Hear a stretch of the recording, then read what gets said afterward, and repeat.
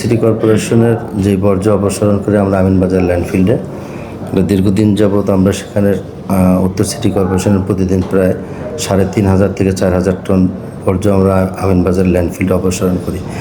তো এটা যদি এভাবেই চলমান থাকে তাহলে পরবর্তীতে আগামী ৫ বছরে সেখানে বর্জ্য রাখার কোনো জায়গা থাকবে না। সেই কারণে বর্জ্য থেকে বিদ্যুৎ উৎপাদনের জন্য যেই দীর্ঘদিনের জটিলতাটা ছিল পরিবেশ ছাড়পত্র, সেই ছাড়পত্র গত মাসে অলরেডি সরকার দিয়ে দিয়েছে। এটা দ্রুত সময়ের মধ্যেই, খুব অল্প সময়ের মধ্যেই সেই কাজ শুরু হবে। এটা চায়না কোম্পানিটাকে নিয়েছে, সেখান থেকে বর্জ্য থেকে বিদ্যুৎ উৎপাদন করার জন্য তারা অলরেডি কাজকর্ম শুরু করেছে।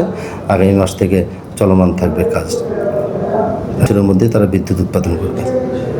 আপনার এই বর্জ্যটাকে বিদ্যুতে রূপান্তরিত করবে, তখন আর দুর্গন্ধ থাকবে না। তখন এই পর্যন্ত একটু ধৈর্য ধারণ করতে হবে সবাইকে, কারণ এই বিদ্যুৎটা তো আমরা বাংলাদেশের মানুষের জাতীয় গ্রিডে এটাকে সংযুক্ত করব।